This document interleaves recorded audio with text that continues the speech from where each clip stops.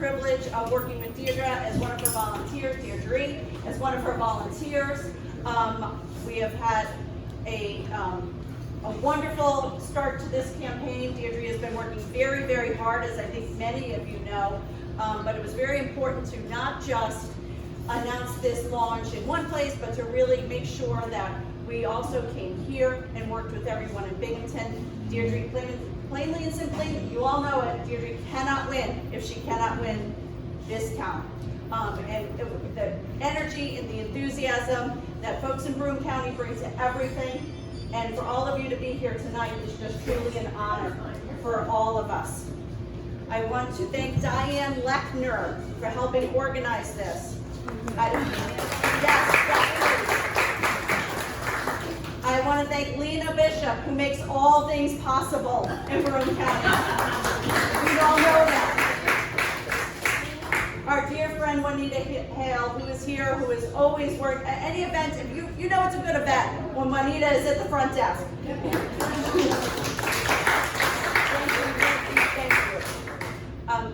And I want to block them because I want to bring some of them home, but these beautiful desserts, Carol Griffin, thank you. My only request is you leave a lemon bar for my husband. Please. No deal. Carol, I'll have to come back. How's that? I don't think I need to tell anybody in this room, this year's judicial campaigns are more important than ever. We have seen what's happened in Washington, what's happened with our country, what's happened with our values, what's happened with basically a selling of our court, the highest court. And we've seen what's happened in Albany with our highest court. It's become increasingly what, the other side used to always accuse us of. They're legislating through the courts. They're pushing an agenda through the courts. And so I think last year, a lot of folks woke up and said, we gotta work a little harder to get good judges elected. It starts with good candidates. And I think we all can agree, we are very fortunate that Deirdre Hay has agreed to run for State Supreme Court from Judicial District 6.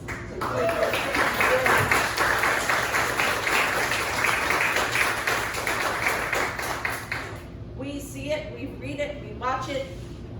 We need somebody with her court acumen. We need somebody who understands the judicial system. We need somebody who has been a legal scholar, a court scholar. She's worked very hard at this. She's worked in big city law. She's worked in big firms. She's worked in her own private firm. She also wakes up each morning and works on her farm because that's who she is. She owns a family farm, a working farm. So it's, lawyering during the day, farming in the morning. I mean, it's a long day. And that's the work ethic that she'll bring to the court. I can assure all of you who gave up part of your evening to be here tonight, that's the work ethic that she's going to bring to this campaign, and she already has. I'm going to introduce somebody who I get the privilege of working with in Albany week after week, seeing all the things that she is able to accomplish in Albany on behalf of the Southern Tier, on behalf of Binghamton, on behalf of our state, women in our state, children. We are very, very fortunate to have Donna Lopardo. And thank her. She's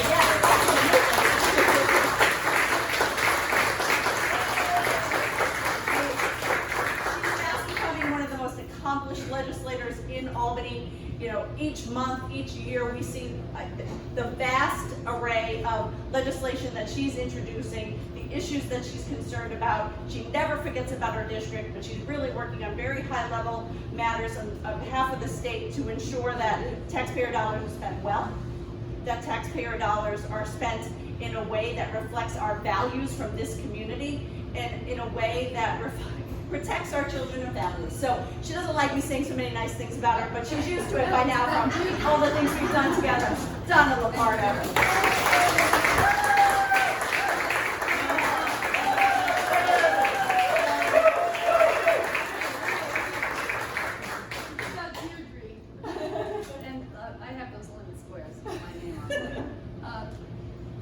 That really struck me is that we want to thank her for agreeing to do this. This is is not an easy endeavor. Running for office is difficult enough for those of you who've done it or help people do it. But running for the judiciary is especially daunting. I've seen her out at events, I've seen her talking to people, I've seen her trying to make inroads and explain why she is the best person for this job, why it matters, why should we care about this. I just asked her, when it really comes right down to the bottom line, why should we care about this particular job that she is trying to achieve? Because she believes in the court system. She believes in fairness and equality. She believes that people should really get a fair hearing. I think people, when they get to know her, are going to understand that given her experience, her deep professional experience, her roots in the community as the chair of the Committee on Agriculture, I welcome the fact that you're familiar with rural issues, rural life, rural people, and many of the counties in this 10-county region are vastly committed to rural issues and rural life. So I think that's something that we're going to want to promote. But your point, we have to win in places like Broome County. We are so much more important than I think sometimes we get ourselves credit for. Right? We have delivered so many important races over the years. We owe it to the judicial system and the direction things have been going to support Deirdre. We got to get her name right. Deirdre Hay, everybody. Deirdre. So she can explain to you her background. I'm so very impressed with her overall commitment, her work on women's bar issues, her work on, as I mentioned, rural issues, but really trying to get people to understand what the Supreme Court does. You're doing so many matrimonial issues, medical malpractice, what did you say, broken legs, civil issues, guardianship. It's an important position that we really need to be paying attention to. So all of us who are working on her behalf really need to boil this down. Why do we need to support Deirdre Hay? What does the Supreme Court justice do anyway? It really is an incredibly important position that we need to be paying attention to, and certainly this year more than ever. So I'm supporting her, and I'd like to introduce the next Supreme Court Justice.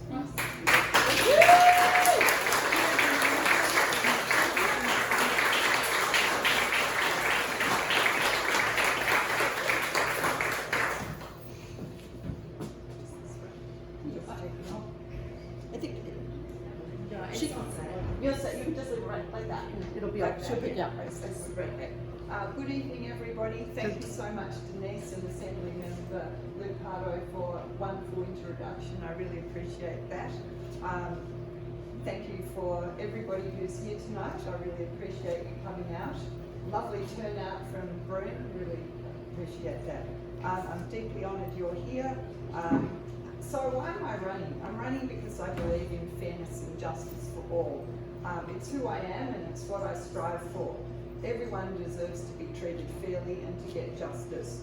That and my role models of presiding Justice Beth Gary and Ruth Bader Ginsburg are what inspired me to be here today, although I have to give a disclaimer that none of the judges can endorse any candidate, so I just say I was inspired by those judges.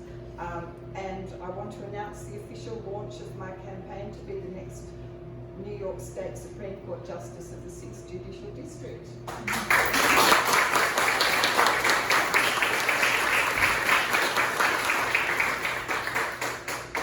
I'm told I need to tell you some factoids about me and so you get to know me. So I stand before you as many things: an attorney, a teacher, a wife, a mother of 3 children, an advocate for special needs children, and even a farmer.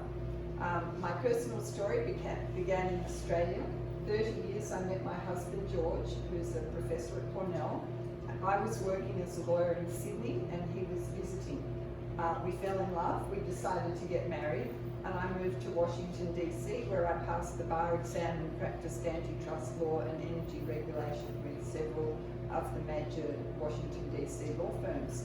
For several years we commuted between Ithaca and Washington. Then 23 years ago, when our son was 4 days old, we drove up to Ithaca, and I've stayed there ever since. This area of the 6th Judicial District is definitely my home. I love it. I became an American citizen. I've worked and raised my 3 children here who have skied, played hockey, learned music and dancing, and I'm deeply embedded in the community. And I introduced my daughter Genevieve over here, who came with me. My son, who's 6'9", Special Olympian, is off doing Special Olympics, and my husband's taking him in tonight, and my middle child is in California, so she couldn't be here. A few years ago, I followed my dream and bought a fixer-upper horse farm 8 minutes from my house, and I've been very busy bringing the farm back to life. I like to give children the opportunity to get off their cell phones and do something with animals and learn to live and love horses. It's really a dream come true, made possible by living in the 6th Judicial District, made up of so many agricultural rural counties. How could I ever be anywhere else and have a house and a horse farm not far away? Yes, I've been here a quarter of a century, but I'm told people can still pick my Australian accent. Genevieve didn't give me some coaching lessons on how to speak American, but it didn't go so well. That was quite a while ago, but it didn't work. So when George and I started our family, I continued working as an attorney, but life can bring unexpected challenges. Our eldest son has epilepsy and had 2 brain surgeries. I became his advocate and an advocate for all children with special needs. He's now a Special Olympics athlete, our very tall one, as I said, 6'9". He won a gold medal in basketball at the recent New York State Olympic Games, and last summer competed in golf and won a medal in Florida in the national US Games. The Special Olympics, where my son works, are so dear to us. It makes me cry for joy that our son is part of a supportive community he loves so much. These challenges and incredible community support have helped our family grow stronger and also give me an understanding of some of the problems that families and couples can face, which I think is really helpful in a court that decides a lot of divorces and separations. So what's my background? My father Ziggy was a Polish-Lithuanian refugee from Stalin and Hitler. He arrived in Australia on a boat with nothing. He was a blue-collar worker who worked in the Ford Motor Foundry, doing night shifts and spending his day on the beach. But while he was working, he earned the money to put food on the table and help his parents buy a home. He went to a party with his law student cousin and met my mother Denise, who was also a law student of Irish and Scottish heritage, hence my freckles. She was an exceptionally good student who won a scholarship to law school and worked at a top law firm, but she was told she would never be partner because she was a woman. Tonight I hope my mum will be proud of her lawyer daughter striving for fairness in a world where it's difficult for women to face a high burden to prove discrimination than other classes of people, and in a world where not all children get the support they need. I'm someone who's worked in a lot of different areas of law. My career, like the subject matter of the Supreme Court, has been diverse and varied. I particularly enjoy antitrust, which ensures that businesses compete fairly, because there's a theme here. I think fairness is really important. As mentioned, I'm running for the position because I believe in justice for all. That's why I'm honoured to serve on the board of the organisation Law New York, which provides free legal advice to those in need. Justice should be universal and available to everybody, not just those who can afford an attorney. It's really an honour to be able to run for this office, and if elected, I promise to be a judge who applies the law, but is also fair and compassionate. I think people deserve and need a judge who listens, leaves personal opinions at home, applies the law fairly and intelligently, and gives people a clear reasoning of why the case turned out the way it did. Then people can believe in an independent judiciary and the legal system itself. There are winners and losers, and the losers need to know that the law was applied fairly, or otherwise the system falls apart. They also need to keep their dignity, so if they lose, they need to still keep that dignity. One of my favourite moments as an attorney was meeting Justice Ruth Bader Ginsburg in person. She's my shero, whose dedication, hard work and good sense I hope to emulate as a judge. I treasure the letter she wrote to me, signed "Every Good Wish, Ruth Bader Ginsburg."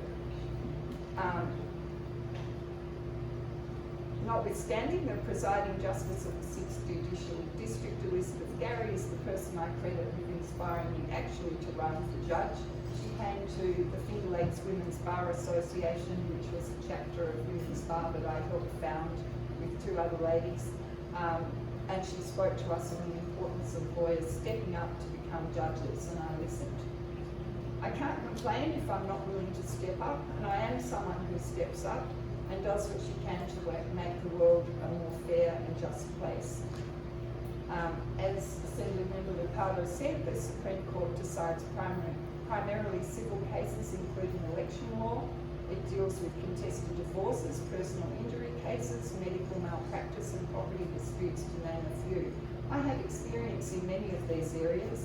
I also have years of experience in hotly contested litigation. I will bring respect and decorum to the courtroom. A judge needs to know how to listen and to give people a chance to be heard. I'm a good listener. I have 3 children and I need to be. I also know sometimes the law as written is not kind, but the losers need to be allowed to keep their dignity. I also understand rural and agricultural concerns, so when you see a sticker on a car saying "Farmers for Hay," know too that I am a farmer.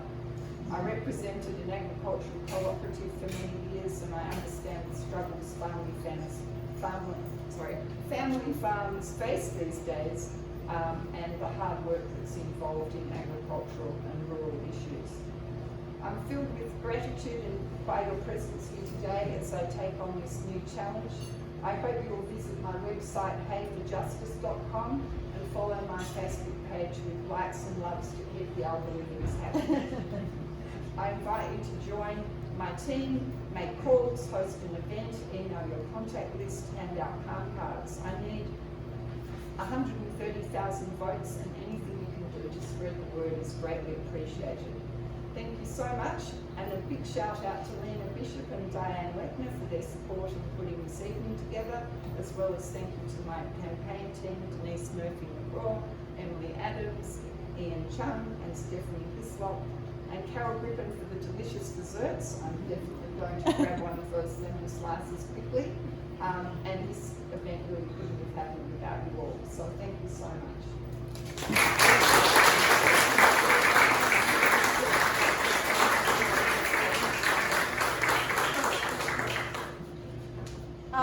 Carol, I think we're going to auction off the lemon squares, okay? It's going to be a fundraiser for Deirdre.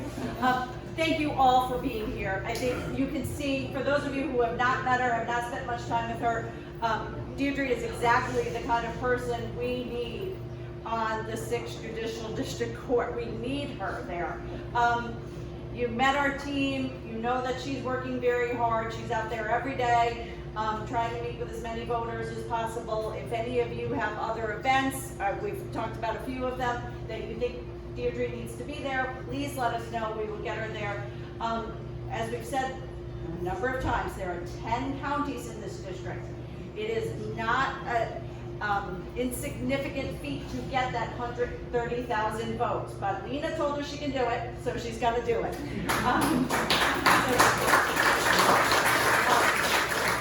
So we will take your help, big and small, however we can get it, because we would like to get Deirdre on TV, on radio, on those annoying ads as you're trying to send emails, all those kinds of things.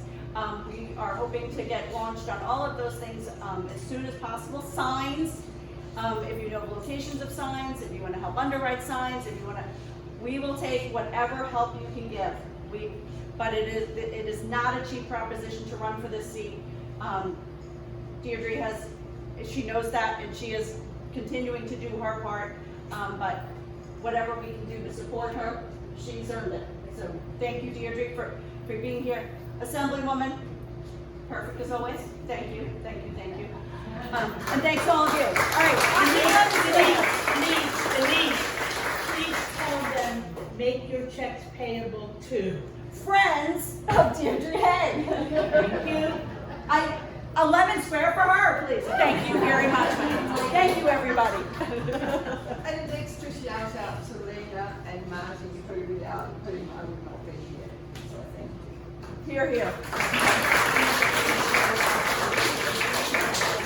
Thank you. That was not what you planned.